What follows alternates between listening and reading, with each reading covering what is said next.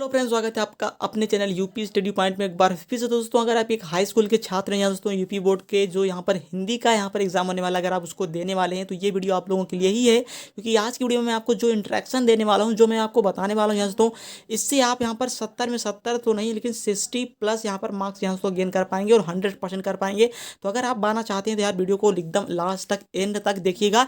और अगर चैनल पर नए स्टूडेंट हैं तो सब्सक्राइब कर लें। मैं अब से आपको यहाँ पर डेली बेसिस पे जितनी भी आपके सब्जेक्ट हैं, चाहे वो आपके मैथ के हैं, साइंस है, सामाजिक विज्ञान है, संस्कृत है, सभी में यहाँ पर इंपॉर्टेंट क्वेश्चन प्रोवाइड करूंगा, जिससे कि आप अपने यहाँ पर सब्जेक्ट में अच्छे से अच्छा अंक गेन कर पाए। तो इसके लिए वीडियो को जरूर से यहाँ पर लास्ट तक देखिए और सब्सक्राइब करने करें, मत जाइएगा। बाकी जो मैं यहाँ पर प्रश्न पत्र आपको दिखा रहा हूँ, अगर आपको इसको डाउनलोड करना है तो आपको हमारे टेलीग्राम चैनल को ज्वाइन करना होगा। नीचे डिस्क्रिप्शन में टेलीग्राम का लिंक है, या फिर आप टेलीग्राम में जाके without space UP study zero इस तरीके से आपको यूपी स्टडी पॉइंट जीरो लिख देना है, बस आपको यहाँ पर मिल जाएगा वो, और वहाँ से भी आप यहाँ पर ज्वाइन कर सकते हैं।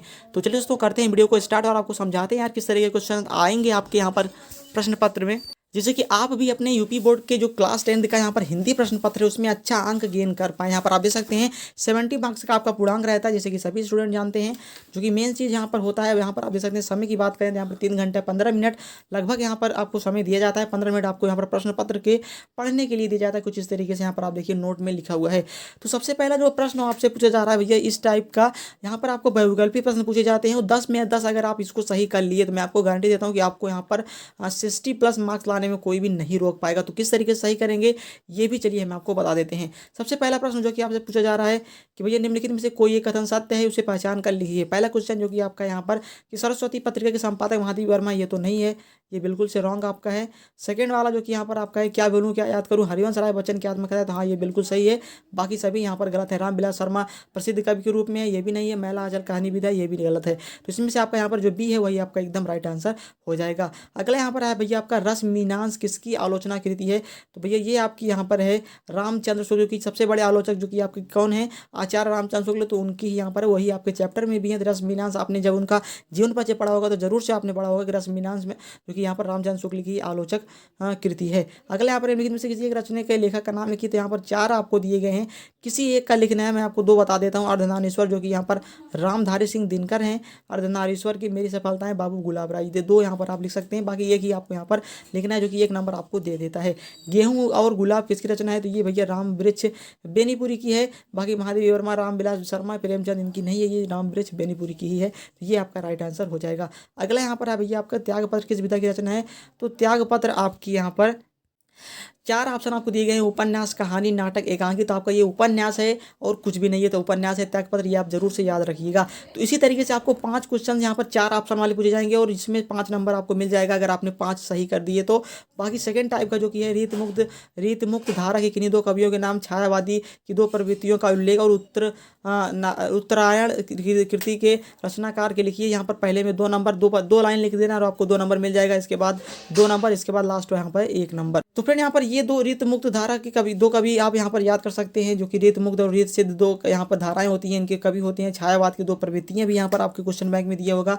उत्तरायण जो कि यहाँ पर काफी सारे स्टूडेंट को नहीं पता होगा, मैं आपको बता दूं, राम कुमार वर्मा जो कि डॉक्टर राम कुमार वर्मा जो आपके दीपदान के लेखक हैं, वही यहाँ पर उत्तरायण कृत के रचनाकार भी हैं। आप इसे याद कर लीजिएगा।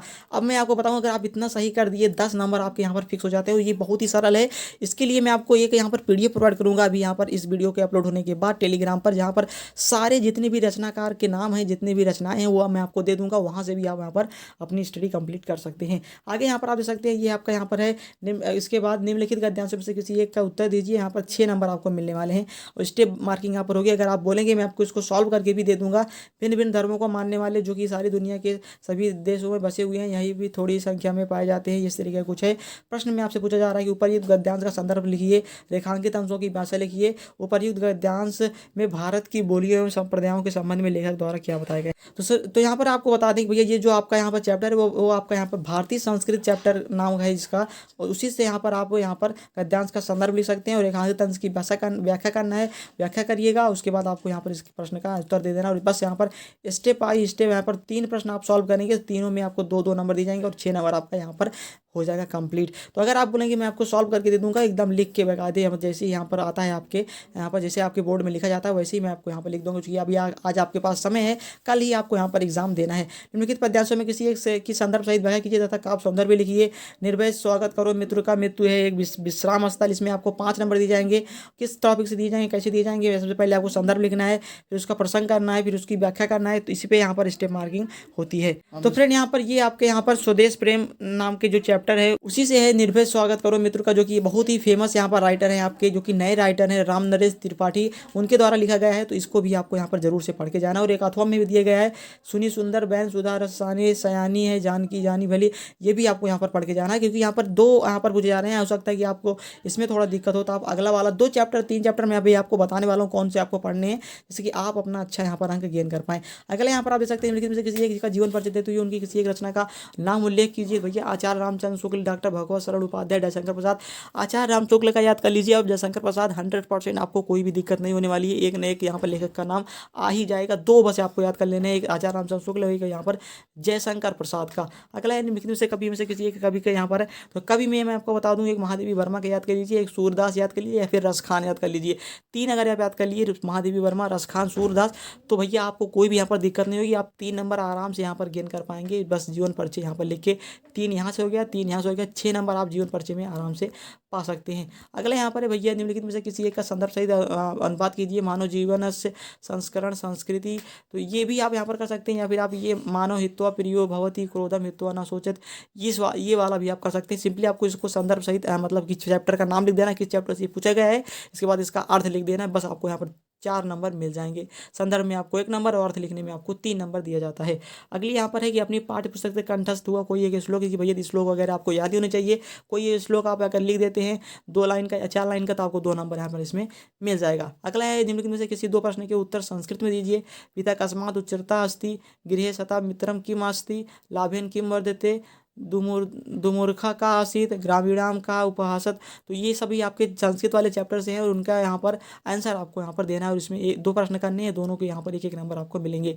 जो मेन चीज़ मैं आपको बताने वाला था वो ये है कि भैया करुण अथवा हास रस का स्थायी भाव और परिभाषा लिखिए। ये मैं आपको बता दूँ, बस 2 ही आपको याद करने हैं, करुण और हास याद कर लीजिएगा। या फिर वीर रस आप एक बार पढ़ सकते हैं। 3 रस पढ़ लीजिए, 100% आपका फंस जाएगा, कहीं भी यहाँ पर दिक्कत नहीं होगी रस में। और आपको एक उदाहरण इसका याद रख के जरूर से जाना है। अगला है उपमा अथवा रूपक, या फिर आप उत्प्रेक्षा। उपमा, रूपक और उत्प्रेक्षा में से अगर तीनों में से अगर आप याद कर लिए अच्छे से, तो आपको यहाँ पर ये 2 नंबर फिक्स हो जाता है। और सोरठा अथवा रोला छंद में से अगर आप ये याद कर लिए, दोहा और सोरठा और रोला छंद 3 ये आप पढ़ लिए, तो आपको जरूर से कभी कभी सोरठा अथवा दोहा पूछ लेता है, कभी रोला अथवा ये पूछ लेता है सोरठा। इसमें उपमा रूपक या फिर रूपक उत्प्रेक्षा यही बस यहाँ पर रहते हैं, और उसके अलावा कुछ भी नहीं आता है। निम्नलिखित में से उपसर्गों में से किन्हीं 3 के मेल से एक शब्द बनाइए। यहाँ पर आप देख सकते हैं एक शब्द बनाना है। सु से, प्रा से, प्रति से, प्रति उपकार, उसके बाद निरुपकार, उपकार, कई यहाँ पर शब्द हैं आपके पास, आप आराम से बना सकते हैं। इस प्रकार से 2 पत्तियों के योग से आपको यहाँ पर एक शब्द बनाना है। ना बना सकते हैं, पन बना सकते हैं, बचपन, उसके बाद इक बना सकते हैं, इक से, ई से, तो ये सब चीज़ें आप यहाँ पर बना सकते हैं। निम्नलिखित में से किन्हीं 2 का समास विग्रह करिए। समास का नाम लिखिए। राधा कृष्ण, उसके बाद यहाँ पर है सप्त धान्य चौराहा, 4 राहों का समूह चौराहा। राधा कृष्ण, राधा और कृष्ण, जो कि द्वंद्व समास हो जाएगा आपका। 4 राहों का समूह, जो कि आपका यहाँ पर हो जाएगा ये, तो 4 राहों का समूह आपका यहाँ पर द्वंद्व समास हो जाएगा। निम्नलिखित में से किन्हीं 2 के तत्सम रूप लिखिए। घर, मानुष के मनुष्य हो जाएगा। उसके बाद गाँव, चांद, तो आराम से आप इन सभी का यहाँ पर लिख सकते हैं। निम्नलिखित में से किन्हीं 2 के पर्यायवाची लिखिए। ईश्वर, कमल, फूल, जंगल। तो बहुत सरल यहाँ पर आपसे पूछा जा रहा है। बस पर्यायवाची में मैं आपको अभी कुछ इंस्ट्रक्शन दूंगा पर्यायवाची का, जो अगर पर्यायवाची में अगर आप याद कर लेते हैं तो आपकी सारी पर्यायवाची उसमें आ जाएंगी। लेकिन में से किन्हीं 2 का संधि विच्छेद कीजिए। संधि का नाम लिखिए। प्रत्युत्तरम, स्वागतम, सुधन आगतम होता है इसका, इत्यादि, लाधन, आकृति, लाकृति। निम्नलिखित में से शब्दों की चतुर्थ विभक्ति में वचन लिखिए। मधु अथवा नदी का, फल अथवा मति का। यही लगभग यहाँ पर मैं आपको 5 से 6 दे दूंगा। उसको अगर आप यहाँ पर याद कर लीजिए, एक वचन, द्विवचन, बहुवचन, इस तरीके से जो भी यहाँ पर पूछा जाता है उसकी चतुर्थी विभक्ति, पंचमी विभक्ति, इस तरीके का अगर आप पढ़ लिए 2 नंबर ये आपको 100% मिल जाएंगे। अब अगला यहाँ पर है कि निम्नलिखित में से किसी एक का धातु का पुरुष बताना है आपको, कौन सा वचन है, कौन सा पुरुष है। तो ये भी बहुत ही सरल होता है। बाद यहाँ पर आप देख सकते हैं पटावा है, हसीस्यता है, तो किस तरीके से लिखना है भी आपको यहाँ पर हम बता देंगे। अगला यहाँ पर है भैया निम्नलिखित में से किसी 2 वाक्यों का संस्कृत में, प्रयाग गंगा तट पर स्थित है, तुम दोनों क्या करते हो, विद्या विनय से बढ़ती है। तो इनमें से आपको बस 2 का यहाँ पर संस्कृत में वाक्य में अनुवाद करना है। अगला है आपको एक विषय पर निबंध लिखना है। ये आपको 6 नंबर है। ये अच्छे तरीके से इंग्लिश पढ़ के जाइएगा। स्वास्थ्य और संस्कृत, पर्यावरण, प्रदूषण, वन महोत्सव, साहित्य और समाज, इसके बाद भी मैं आपको 2-3 दे दूंगा, वो सब भी आप पढ़ लीजिएगा और आपको यहाँ पर ये निबंध कंप्लीट हो जाएगा। लास्ट जो बचता है भैया, ये आपको बहुत ही ध्यान से पढ़ना है। ये अपने जो भी खंड काव्य आपके यहाँ चलता है आपके ज़िले में, आप अपने जो भी यहाँ पर आपके अध्यापक है उनसे पूछ कर वही वाला पढ़िएगा, तभी आप यहाँ पर इसमें अच्छा अंक पाएंगे, जो कि यहाँ पर लगभग 3 नंबर का होता है, तभी आप यहाँ पर पाएंगे। नहीं तो यहाँ पर गलत हो जाता है, कई कई बार कोई स्टूडेंट दूसरे ज़िले का पढ़ के जाता है, वहाँ पर कर देता है, वो गलत हो जाता है। लेकिन ऐसा बिल्कुल भी मत करिएगा, अपने ज़िले का पढ़िए, जिससे कि आप यहाँ पर अच्छा अंक गेन कर पाएँ। तो यही था आपको क्वेश्चन पेपर कुछ इस तरीके से, जो कि अपन मॉडल पेपर है 2022 का। अगर आप बोलेंगे मैं आपको पूरा सॉल्व करके भी दे दूंगा, क्योंकि आज का ही समय है। और बाकी आप टेलीग्राम ज्वाइन कर लीजिए, जहाँ पर मैं इंपॉर्टेंट क्वेश्चन आपको वहाँ पर देता रहूँगा, जहाँ से आप अपनी स्टडी कंप्लीट कर सकते हैं। तो चलिए दोस्तों, मिलते हैं नेक्स्ट वीडियो तक के लिए बने रहेगा हमारे इस चैनल पर। जय हिंद, वंदे मातरम।